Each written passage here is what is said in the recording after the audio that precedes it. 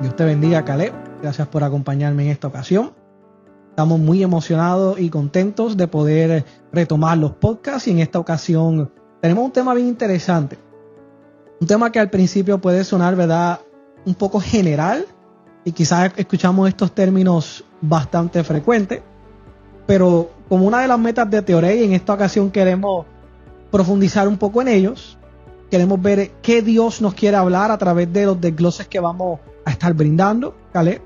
Y sobre todas las cosas, queremos ver qué nos dice la Biblia. Queremos ver qué el Espíritu le dice a la iglesia en estos postreros días. Queremos ver qué aún no hemos descubierto, qué aún hay por profundizar, por escudriñar, por sembrar en nuestros corazones y sobre todo en nuestras vidas. Y el tema de esta ocasión viene siendo el amor, la gracia y la misericordia.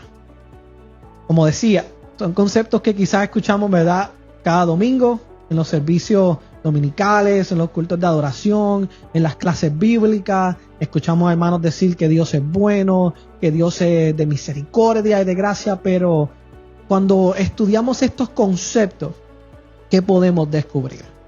Y eso pretendemos lograr en esta noche, ¿vale? Sé que estamos tú y yo solo en esta ocasión, y como dicen por ahí, los rumores dicen que nos gusta hablar mucho, así que al ser solo tú y yo, pues vamos a poder hablar mucho, confiando que tampoco pues vamos a hablar demasiado. Así que estamos listos, estamos emocionados para dar comienzo. Y había escrito por aquí un quote que me vino a la mente mientras reflexionaba en todo y dice así, lo voy a leer. Dice: Dios no es solo todopoderoso, Dios es eterno, Dios es amor, entre tantos otros atributos. Pero Dios también es el ser más hermoso y al mismo tiempo puede ser el más complicado para entender en todo el universo. ¿Qué queremos decir con esto? ¿Cuántas veces Dios no nos habla?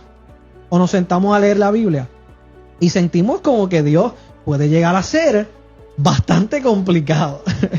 ¿Cuántas veces no han orado por ti, Caleb? ¿Cuántas veces no has leído la Biblia? ¿Cuántas veces no le has pedido algo al Señor y Él te habla y como que, ¿verdad?, se nos hace difícil entender un poquito más allá de lo que quizás podamos pensar al momento, ¿verdad? Porque sabemos que no queremos interpretar por emoción, sino queremos hacerlo correctamente. Y eso requiere que escudriñemos. Así que, debido a que Dios es glorioso y tiene tanta majestad, es todopoderoso, es eterno, esto requiere que para nosotros entender, aunque sea un poquito de su gloria, tiene que ser Dios mismo el que se revele a nuestras vidas para nosotros poder entenderlo. O sea, no podemos entender quién es Dios, quién es la Trinidad, qué es la adoración, qué es el amor, la gracia y entre tantos conceptos y atributos, si no es Dios mismo el que nos sienta y comienza a explicarnos las cosas uno por uno y a revelarse Él mismo hacia nosotros. Y sabemos que en estos tiempos es uno de los grandes retos. Sabemos que se interpreta mucho por emoción y no por lo que Dios realmente está revelando. La iglesia no interpreta basado en emoción. La iglesia interpreta cuando recibe la revelación de Dios y somos iluminados para entender lo que ya ha sido revelado. Y tenemos que establecer eso como tesis importante, porque todo lo que se va a hablar y todo lo que vamos a discutir se hace bíblicamente y sobre todas las cosas porque es Dios mismo quien ya se reveló y ahora nos está recordando lo que ya hizo, pero también brindando esa gotita de sabiduría para poder entender lo que Dios está hablando y lo que Dios está haciendo. Y eso sucede con estos conceptos del amor, la gracia y la misericordia. Conceptos que de por sí pueden verse individuales, pero los tres comparten una cierta relación, donde el uno puede llegar como a depender del otro, o inclusive pueden colaborar para trabajar juntos y así ayudarnos a entender lo que cada uno de ellos significa, para de ahí mismo como que impulsarnos y llevarnos hacia la identidad de Dios. Porque la meta del amor, la gracia y la misericordia, mucho más que amarnos, rescatarnos, es también que podamos entender quién Dios es a través de cada uno de estos conceptos. Así que es necesario que lo estudiemos, que sepamos un poco más allá y que profundicemos en lo que esta relación que los tres comparten puede bendecir y edificar nuestras vidas. Interesante, Caleb, porque ya desde el Antiguo Testamento, desde el principio, ya los tres conceptos estaban presentes. Quizás los del ayer no se dieron cuenta, quizás Adán no se dio cuenta la gracia que hubo en ese Edén.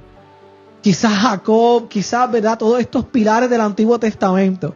Nosotros que hoy tenemos la revelación en nuestras manos, podemos entender, podemos escudriñar lo que ya Dios hizo y poder realmente hablar sobre lo que es gracia, es amor y es la misericordia. Y tenía también aquí escrito un pequeño quote que nos puede ayudar a introducir este tema y a entrar al desglose, porque Dios no solamente es amor, como dice la palabra, el autor Juan, el discípulo amado, que de por sí es aquel que como que habla más del amor. Entre todo lo que escribe Juan, Juan escribe suficiente del amor. Que de ahí también podemos deducir lo del discípulo amado, no solo porque Jesús lo amaba y por la respuesta que él le daba a Jesús, sino porque él también enfatizó el concepto del amor que él aprendió para ahora compartirlo hacia las futuras generaciones. Y si Dios es amor, Dios no se quedó con el amor. Dios decidió derramarlo sobre la humanidad. La Biblia dice que el amor de Dios fue derramado sobre nosotros. ¿Y cómo Dios derramó su amor? Bueno, en muchas maneras. Pero algo que tuvo que hacer es utilizar la gracia y la misericordia para poder expresar lo que el amor era.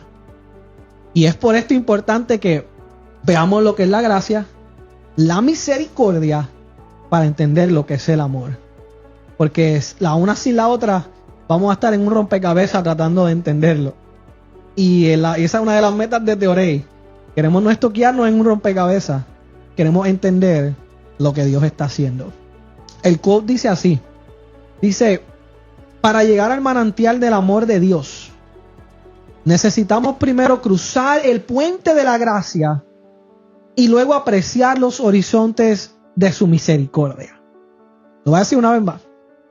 Para llegar al manantial del amor de Dios, necesitamos primero cruzar el puente de la gracia para entonces apreciar los horizontes de su misericordia. Caleb, yo creo que estamos listos en esta ocasión para nosotros cruzar ese puente y también poder apreciar todo lo que Dios ha hecho por nosotros. Así que queremos transicionar a hablar sobre lo que es la gracia. El primer concepto que vamos a visitar para poder entender todos un poquito mejor. Okay, so, cuando vamos a la Biblia, ¿cómo podemos entender la gracia mejor? ¿Qué nos habla la Biblia en cuanto a la gracia? Ya que sabemos que son muchas porciones las que lo hacen. Pero ¿qué nos podrías decir en cuanto a explicarle a nuestra generación qué es la gracia? Bueno, Jorge, añadiendo, ¿verdad?, a todas las cosas que has dicho, vamos a empezar a desglosar lo que es la gracia de Dios. Y una definición fácil, ¿verdad?, que podemos grasp, si se dice así, es que la gracia de Dios es lo que Dios nos da que no merecemos.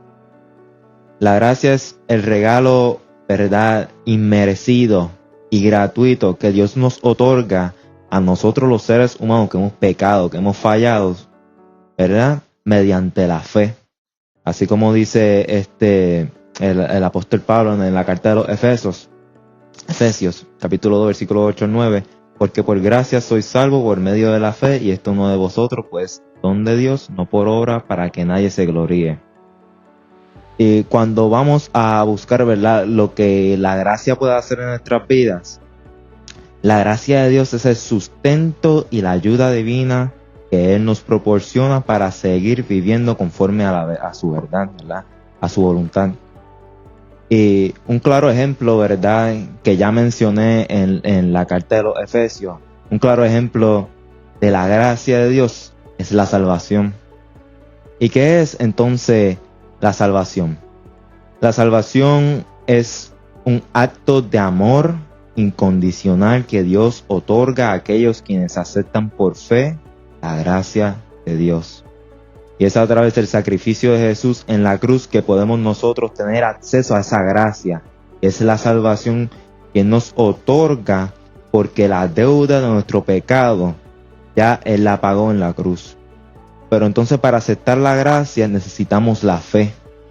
Y la fe no solamente es creer, porque los demonios creen y no son salvos. La fe es si encuentro la palabra, es el vivir a la voluntad de Dios. Y mucha gente piensa, ¿verdad?, que la gracia es un permiso o una licencia para nosotros, ¿verdad?, hacer lo que nosotros queramos sin ninguna consecuencia. Y eso es incorrecto. La gracia de Dios no se debe de abusar. El apóstol Pablo lo menciona en la carta de los Romanos, en el capítulo 6. Y él enfatiza, ¿verdad?, que aunque la gracia es abundante, no se puede usarse para vivir en el pecado. Porque como nosotros, quienes hemos dado a muerte al pecado, seguir viviendo aún en él, ¿verdad? Y si notamos, ¿verdad?, la salvación, que es parte de la gracia de Dios, no se puede ganar mediante esfuerzos, ni por obra humana, nada. Podemos predicar afuera, podemos dar a los necesitados, ¿verdad?, podemos ayudar a la comunidad. Y no me malentienda, la fe es la que produce las obras.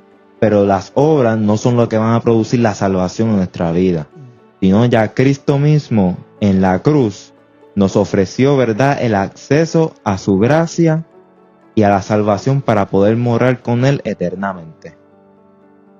Interesante, porque pudimos ver lo que es gracia, pero también lo que no es gracia. Porque bien explicaste, es que, tal como decía el apóstol, uno de los grandes problemas es que cuando buscamos definir e interpretar la gracia por nuestra propia cuenta o conforme a lo que la cultura quiere que la gracia sea, hablando, ¿verdad?, la realidad, es que entonces se tiende a ver la gracia como esa licencia, como un permiso, o mejor dicho, como un voucher que te hace exempt, que te exime, ¿verdad?, de toda responsabilidad. Y puedes pecar y podemos hacer lo que queramos. ¿Por qué? Porque estamos en la gracia. Yo creo que todos hemos escuchado, ¿verdad?, esa frase anteriormente. Y sí, estamos en la gracia, en la dispensación de la gracia, ¿verdad? El tiempo donde ya entendemos que Cristo murió por nosotros, que el sacrificio fue consumado, que ya Él perdonó todos nuestros pecados, los que ya hemos hecho y los que todavía no hemos hecho. Porque de tal manera es el sacrificio de Cristo. Ahora, nuestra generación tiende a ver la gracia como que algo que nos dice que podemos pecar, cuando en realidad debería decirnos que no queremos pecar. Ese es el contraste que siempre hay que aplicar con la ley. O sea, la ley nos decía, si recordamos, no pueden pecar. Y el estándar era casi pues imposible para ese tiempo. Pero entonces viene la gracia y no nos dice, no es que nos pueden pecar, sino que la gracia hace que nosotros mismos, siendo libres, ahora no queremos pecar. ¿Por qué? Porque ya somos libres. Y como somos libres por Cristo, ¿verdad?, aquel que conociera al Hijo, conoceréis la verdad y seréis verdaderamente libres. Y si el Hijo libertare, ¿qué dice? Seremos verdaderamente libres. So, aquel que es verdaderamente libre no toma la gracia como una excusa. Y mucho menos se vende y mucho menos se compra. Mire, esto va a sonar locura, pero hoy mismo, ahorita, vi un post en las redes sociales de un supuesto profeta o apóstol, no me acuerdo ni el título, que él había recibido revelación de Dios, había hablado con Dios y estaba separando espacios en el cielo a cambio de dinero. O sea, si yo le enviaba 1,000 pesitos, él me separaba una terraza en el cielo. Porque ya Dios le había dado instrucciones y él era el escogido para hacer toda esa organización. Entonces, ¿eso es gracia? No, eso no es gracia. Eso no es nada de lo que la gracia quiere, ¿verdad?, que nosotros hagamos hoy día. Lo que pasa es que la libertad se toma en vano. Y tenemos que recordar que el estándar de la gracia es muy alto. Cristo nos hizo libres, no para que queramos seguir pecando, sino para que queramos vencer el pecado. Por eso cuando Cristo los sanaba, ¿qué les decía? Que vete y no peques más. Ahí está el asunto. El que se arrepiente puede caer porque somos humanos y la gracia va a estar ahí. Pero Dios sabe cuando hay arrepentimiento genuino y cuando tomamos la gracia como una licencia. Y la gracia inclusive habla mucho de Dios, pero la gracia puede hablar aún más de quién es el hombre. Porque la gracia dice que Dios es perfecto, que es soberano, que le plació salvarnos aún sin merecerlo. Como explicaste, un regalo inmerecido. Pero también dice que el hombre es suficientemente pequeñito para necesitar la salvación y la gracia del Señor. Ahora, ¿qué sucede con la gracia? Bueno, la gracia es recibir algo inmerecido, como explicaste. Pero como que el rompecabezas se queda a mitad. Tenemos que ver cuál es la otra parte, porque si recibimos algo que no merecíamos, pues ¿qué era lo que se supone que pasara? Para entender eso, quiero que nos hable y nos explique un poco qué es la misericordia, qué nos dice la Biblia en cuanto a la misma. Bueno, como ya hemos dicho, la gracia es lo que recibimos de parte de Dios que no merecemos. La misericordia sería lo que no recibimos de Dios que sí merecemos. Dilo de nuevo, por favor, dilo de nuevo. Voy a decirlo de nuevo. La gracia es lo que Dios nos da que no merecemos. La misericordia es lo que Dios no nos da, que sí merecemos. Si somos claros, ¿verdad? Y voy a ser directo, y esto puede sonar un poquito rabascoso, como dicen los puertorriqueños, que si nosotros hubiéramos tenido lo que sí merecíamos, estuviéramos todos colgando en una cruz. Y ni siquiera hubiera sido suficiente para igualar el precio, ¿verdad?, de nuestro pecado. Pero podemos ver, ¿verdad?, podemos ver reflejado la misericordia de Dios al enviar su único hijo para morir por nosotros y pagar nuestra deuda en la cruz. Y créeme, eso no fue algo bien fácil, no fue un paseíto en el parque. Jesús estaba sangrando antes de ir a la cruz, ya le estaba sufriendo el estrés. Y si estudias la anatomía, ¿verdad?, el sacrificio de Dios en la cruz, vas a entender, ¿verdad?, por el proceso que pasó y lo tan doloroso que fue eso. Y a causa de nuestros pecados, ¿verdad?, nosotros merecemos la muerte. Nosotros merecemos el castigo eterno. Y eso es ser realista, ¿verdad? Pero Dios en su misericordia, como dije, envió a su único hijo para que así pagara la deuda de nuestro pecado y así ofrecernos la oportunidad de salvación. Por medio de la misericordia de Dios recibimos la reconciliación, el consuelo, la transformación, y es a través de Él, y no porque lo merecemos, sino por su bondad y amor por nosotros, por su voluntad de restaurar la relación con su creación. Y a través de la Biblia, ¿verdad?, del Antiguo Testamento hasta el Nuevo y hasta el sol de hoy, ¿verdad?, vemos tantos ejemplos de la misericordia de Dios.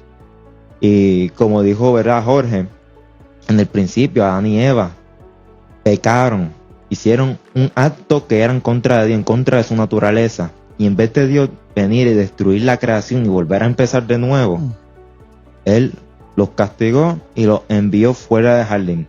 Y aún así, Dios permaneció cerca en la humanidad, se permaneció en comunicación, y tanto así que Jesús, mediante, ¿verdad?, el linaje de Israel, vino y descendió, ¿verdad?, para darnos salvación a nosotros.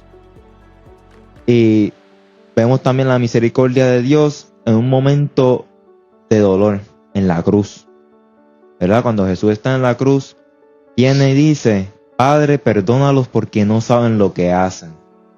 Y es increíble, ¿verdad?, que en su sufrimiento, ¿verdad?, que cada vez que Él respiraba y expiraba, podía entonces sacar una palabra, ¿verdad? Y cada palabra no la sacó así como nosotros la estamos sacando ahora, ¿verdad?, como estamos hablando tan fácilmente, sino que en su dolor tuvo que expresar letra por letra, ¿verdad?, lo que Él quería decir. Y tanto es la misericordia de Dios, ¿verdad?, que no podemos entenderla, que Él nos invita al arrepentimiento.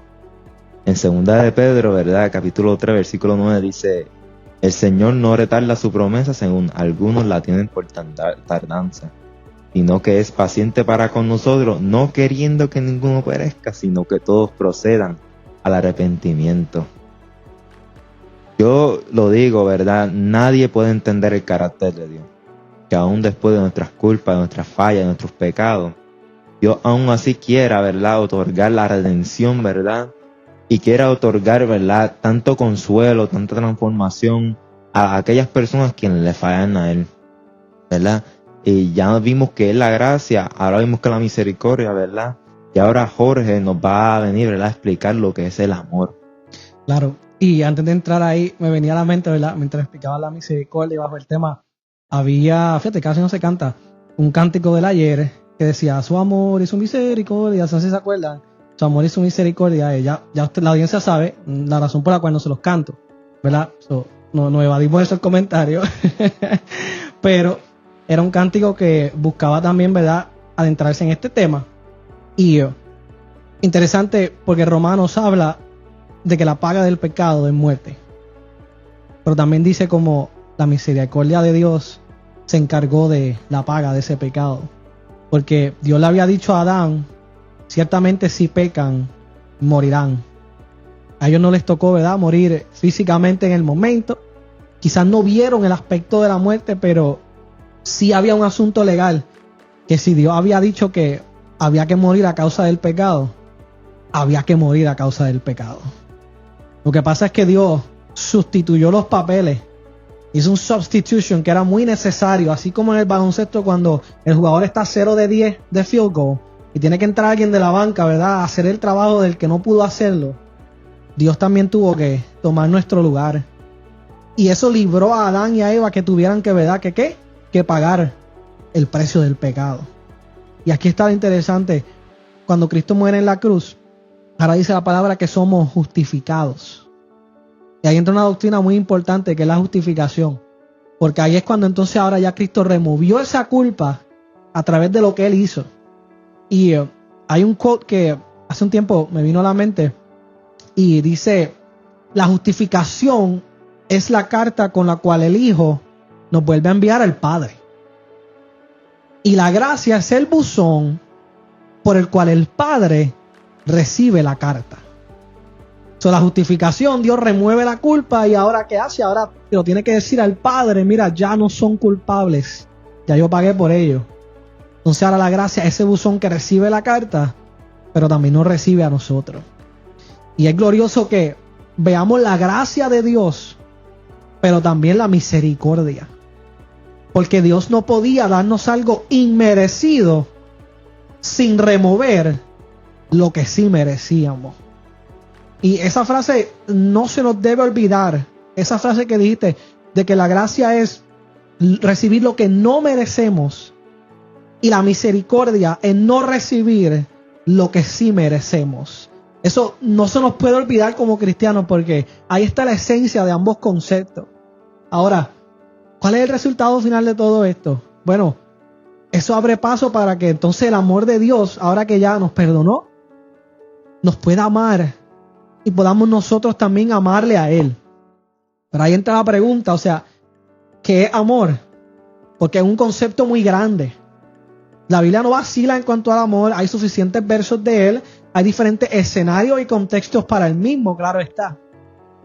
Pero el amor es un rompecabezas entre sí que hay que desglosarlo, ¿verdad? Y hay que ver qué nos dice la Biblia, porque hay un gran debate entre lo que es el amor para la Biblia y lo que es el amor para la sociedad. Porque si fuéramos a definir amor por lo que dice la sociedad, tenemos que verlo subjetivamente. Tenemos que amar conforme a conveniencia, bajo los términos que el mundo establece, donde de acuerdo a ellos todo el mundo te puede amar. Todos te aman. ¿Por qué? Porque todos te aceptan tal y como tú eres. Porque no te quieren decir lo que un amigo que te ama realmente te diría. Mire, de acuerdo a las redes sociales y al mundo, todo el mundo te ama. Pero al mismo tiempo, las redes hablan de una generación amada, pero al mismo tiempo una generación bien solitaria. ¿Realmente la sociedad y la cultura ofrecerá amor es simplemente un camuflaje. Eso no es amor. Cuando vamos a la Biblia, ahí es donde realmente vemos el significado del amor, donde lo muestra como un regalo de Dios, que proviene de Dios mismo, porque la Biblia claramente dice que Dios es amor. Porque amor es uno de los atributos de Dios, uno de los principales. Y ha tenido tanto amor que Él ha decidido derramarlo y compartirlo de tal manera que nosotros también podamos, ¿qué? Amar al prójimo como el mundo dice. No. Amar al prójimo de la misma manera en la que Dios nos ha amado a nosotros, e inclusive aún más a como nos amamos a nosotros mismos. Donde la Biblia nos invita a que si tenemos que nosotros, ¿verdad?, darle de algo que quizás no tengamos mucho, que lo hagamos. Porque el Señor recompensará y honrará todo esfuerzo que hacemos para bendecir a nuestro prójimo. Y el amor en la Biblia es completamente diferente a lo que este mundo ofrece. Mire, la Biblia dice que el amor es benigno, es trascendiente, todo lo puede, es sufrido, pero al mismo tiempo es bien glorioso. Y como proviene de Dios mismo, no podemos entenderlo sin entender quién es Dios primero. Entre las tantas palabras que la Biblia utiliza para hablar del amor, mayormente en el Nuevo Testamento hay dos conceptos que son primordiales. Yo sé que lo hemos escuchado anteriormente, quizás la mayoría, pero el amor en el Nuevo Testamento se divide en muchas ocasiones con dos términos. El primero es fileo. Esa es la palabra, ¿verdad?, en el original griego. Ya que recordamos que el Nuevo Testamento no fue escrito en Spanglish, ni en español, ni en inglés, sino en el griego koiné, una lengua que ya está obsoleta, su mayoría. Y este término fileo se utilizaba para un tipo de amor que era más bien entre amigos, entre personas que eran cercanas, pero no necesariamente familia. Era un amor muy común, pero al mismo tiempo era basado como que en emoción. Y lo peor de este amor era que muchas veces se amaba de tal manera porque a través de ese, a la persona que yo amara con amor fileo, yo lo hacía porque yo esperaba algo a cambio de esa persona. Es como decirte, Caleb, yo te fileo, yo te amo, un amor fileo, porque yo quiero que tú me ames también. Y porque yo quiero que yo tener algún beneficio de nuestra amistad, ¿verdad? Esa era la esencia del amor fileo, que si lo vemos de esa manera, es un amor a un nivel más bajo. Aún hay mucho más que se puede mejorar. Entonces, por el otro lado, está el amor ágape, que ya es un amor un poco más complejo, porque Dios es el primero que lo introduce en la palabra y la Biblia, y en todo lo que Él nos ha dado. Dios es primero quien introduce el amor ágape, porque Dios nos tiene que enseñar a amar de tal manera, solo como Él puede amar. Y el amor ágape hablaba de un amor inmerecido, que no exigía nada a cambio. Pues aun si la otra persona que tú amabas no te respondía y no te amaba de la misma manera, tu amor hacia esa persona nunca disminuía. Porque tú no amabas por lo que pudieras recibir. Tú amabas por lo que tú querías relacionarte con esa persona. Y porque sabías que aunque te respondieran o no, que aunque inclusive te ignoraran o no, tu amor aún estaba disponible. ¿A qué se nos puede parecer eso? Ese es claramente el tipo de amor que Dios tuvo y ha tenido y tendrá para con cada uno de nosotros. Si lo tradujéramos al español, ¿verdad?, bien contemporáneo, pues fileo es como decir yo te quiero, y ágape es como decir yo te amo. Y usted sabe que en el mundo de las parejas, una pareja casada, si el esposo se atreve a decirle a su pareja que la quiere y no que la ama, pues hay un pequeño peligro, porque hay posibilidades de que, ¿verdad?, ella se enoje o que piense que no, ¿verdad?, no la aman al nivel que debe ser, como que la reacción no es la misma, porque se siente incompleto. Por más jocoso que pueda sonar, por más que usted lo haya hecho, por más que se lo hayan dicho a usted, el amar nunca será lo mismo que el querer. Hay dos niveles. Hay uno que abarca mucho más que el otro. Por eso no a cualquiera se le dice te amo. Esto sin adentrarnos en las parejas de hoy en día que quizás no llevan ni 1 o 2 meses y ya se aman. Cuando ni siquiera conocemos un 25% de la otra persona. Y cuando simplemente hemos visto un camuflaje que introduce a la persona, pero no nos relaciona con ella. No podemos amar a cualquiera así de fácil, bajo ese contexto. Porque Dios sí llama a la iglesia a amar al prójimo, claro que sí. Pero amar toma tiempo. Y amar hay que trabajar para lograrlo. Y hay un ejemplo en la Biblia que, profundizando, nos puede mostrar ese contraste, porque fíjese, siempre que escucho, leo y hablo de esa historia, como que por alguna razón siempre me toca. Es inevitable. Y conversábamos ahorita antes de comenzar que si ese es el resultado que la palabra tiene en nosotros, pues algo se está haciendo bien. Porque si hablamos y escuchamos la palabra y no pasa nada, entonces hay problemas. O en lo que se habló, o en la manera en que se recibió. Porque es tanto hablarla correctamente, pero también estar dispuesto a recibirla y aplicarla correctamente. Y la Biblia muestra un ejemplo muy interesante que una vez escuché a mi gran amigo predicarlo y te digo, llegó a mi corazón, llegó a mi alma, nunca lo olvidé. He podido también predicar ese ejemplo en varias ocasiones, pero Dios en una ocasión, luego de haber, ¿verdad?, resucitado, que Él empieza a manifestarse a los discípulos, Él comienza a hablarle a uno de sus discípulos. Creo que todos sabemos quién es. Yo creo que es el discípulo favorito. Del más que se habla. Nuestro amigo Pedro. ¿Verdad?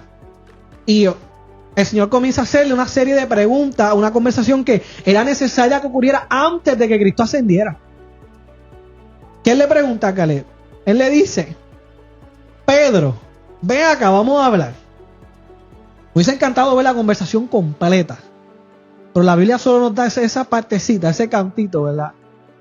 Y el Señor le dice: Pedro, ¿me amas? ¿Qué le responde Pedro?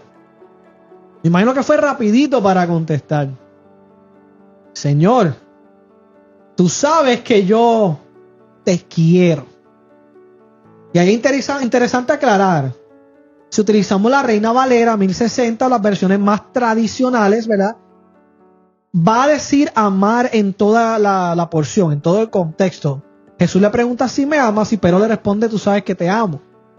Pero si vamos a las versiones más, un poco modernas, la traducción viviente, traducción lenguaje actual, entre otras, vemos que la Biblia como que profundiza y nos revela un misterio. Y es que en el original, en esa conversación, cuando Jesús le pregunta a Pedro las primeras 2 veces, la palabra que Jesús utiliza cuando le pregunta si lo ama es la palabra ágape. Jesús le dice: Pedro, tú me amas, tú me ágape. O en el término de acción, agapao, me agapasme. Pedro, tú me amas. Y Pedro le dice: oh Señor, yo te fileo. Yo te quiero. Yo no te amo. Y ahí el Señor nuevamente manifestando ¿qué? Gracia y misericordia. Vamos una segunda vez. Pedro, ¿me amas? Me ágape. Y Pedro le dice de nuevo: Señor, te quiero. Ahí entonces Pedro vuelve el mismo patrón, ¿no? Le vuelve a decir te quiero, a pesar de que Dios le está diciendo me amas. Y Dios viene y le pregunta una tercera vez. Muchísimas deducciones que se pueden hacer para la tercera vez. Lo negó 3 veces. El simbolismo del quebrantamiento, entre tanto. Eso se queda para otra conversación. Pero Jesús le vuelve a preguntar. La gracia y la misericordia en acción. Y Jesús le dice: Pedro, ¿me quieres? Ahí a Pedro le pasó como el ejemplo de ahorita de las parejas. Ahí Pedro dijo: espérate, aquí hay algo que no cuadra. Primero me preguntaste si te amaba, ahora me preguntaste si te quiero. Y ahí es que la Biblia dice que Pedro ¿qué? Se entristeció. Y le dice: Señor, tú lo sabes todo. O sea, Pedro sabía que aún sin él haber respondido, ya Jesús lo sabía. Pero aún así Jesús quería escucharlo, Jesús quería darle una oportunidad a Pedro. O sea, Pedro, necesito que al tú responderme, reflexiones y te des cuenta que pudiendo amarme, todavía me estás queriendo. Y Pedro le dice, Señor, tú lo sabes todo, tú sabes que te quiero. Imagínese la reacción, tanto de Dios como de él. Pero ahí es que entra la gracia, el amor y la misericordia. Porque en las tres respuestas Dios le dice, apacienta mis ovejas. Apacienta mis ovejas. ¿Cuánto Pedro debe haber reflexionado luego de esa respuesta? Y creo que el Señor en todo momento nos ha hecho esa pregunta a nosotros. A cada uno de nosotros, en algún momento, Dios nos lo ha preguntado. Y es un buen recordatorio que en esta ocasión, tal pregunta nos haga meditar si estaremos queriendo a Dios o estaremos amándole con toda nuestra alma, con todo nuestro ser, con toda nuestra mente, con todo nuestro corazón y con todo lo que Él ha puesto en nosotros. Porque de eso consiste el amor, la gracia y la misericordia. Y si escuchara la voz de Dios ahora mismo diciéndote, iglesia, ¿me quieres? ¿Me amas? ¿Cuál es tu respuesta? ¿Qué pudiéramos contestarle? Tan solo diríamos, Señor, tú lo sabes todo. O le diríamos, Señor, ahora mismo te quiero, pero ayúdame, fortaléceme y capacítame para yo poder amarte. Porque tenemos un mundo y una sociedad que dice querer a Dios, pero Dios quiere una iglesia que esté dispuesto a amarla. Pedro logró aprender su lección. Más adelante recibió al Espíritu Santo, predicó, terminó como mártir a causa de su maestro. Se cumplió la profecía. Pedro quería a Jesús, pero luego pudo amarlo. Y la única manera de hacerlo fue a través de la gracia, de la misericordia y del amor, pero también a través de la tercera persona de la Trinidad, que también juega un papel bien importante en todo este tema, ya que Él también nos capacita y nos ayuda a amar al Señor. Dale algún comentario final, algo que quieras añadir para concluir en esta ocasión. Es increíble, ¿verdad? Que aun cuando Pedro negó a Jesús 3 veces, Jesús le preguntó esa pregunta: Pedro, ¿me amas? 3 veces. Es increíble, ¿verdad? Y ahí demuestra la misericordia y la gracia de Dios, ¿verdad? Tanto como el amor. Y nosotros como seres humanos no podemos entender en totalidad, ¿verdad?, el carácter de Dios, el carácter eterno de Dios, porque nosotros somos criaturas limitadas, ¿verdad? Estamos limitadas al tiempo, a los recursos. Pero Dios es un ser eterno, ¿verdad? Y no podemos comprender la gracia, no podemos comprender el amor, ni la misericordia de Dios en su totalidad, para nada. Claro, esto es solo un preview, como uno dice. Sí. Tratamos de hablar de estos conceptos, ¿verdad? Lo que la Biblia nos revela. No le quitamos, no le añadimos. Pero como siempre digo, con lo poquito que ya sabemos y que la Biblia sí nos dice, es más que suficiente para que nosotros nos enamoremos del Señor. Mire, a veces nos enamoramos de quizás un crush o alguien en tan solo una primera mirada o en una semana. Y Dios lleva toda una vida con nosotros. Y todavía no nos hemos enamorado de Él. Dios lleva más de 2000 años revelándose al hombre, tratando con nosotros. ¿Cuánto tiempo más tiene que pasar hasta que nos enamoremos de nuestro Señor? Cerramos con el siguiente verso bíblico. No podemos olvidar que la Biblia dice que nada, ni principado, ni potestad, ni ángeles, Ni lo largo, ni lo ancho, ni lo porvenir, ni las pruebas, ni la tribulación, ni el COVID, ni las enfermedades, ni las corrientes, ni nada de lo que se levante de las tinieblas, falsedades, culturas, doctrinas de demonios, amores falsos, nada de estas cosas terrenales podrá separar a la iglesia del amor de Dios. Y cuando Dios dice nada, un nada de Dios es un punto y no es una coma. Si Dios dijo que nada nos va a separar, no demos espacio para que algo nos separe de su amor. Su amor es trascendiente, su amor no vacila, su amor es poderoso, su amor es glorioso, porque proviene de un Dios que todo lo puede y todo lo es. Así que hoy nos vamos y concluimos diciendo que la iglesia es tiempo de que comience a amar a su Señor con toda su mente, con toda su alma y con todo su corazón.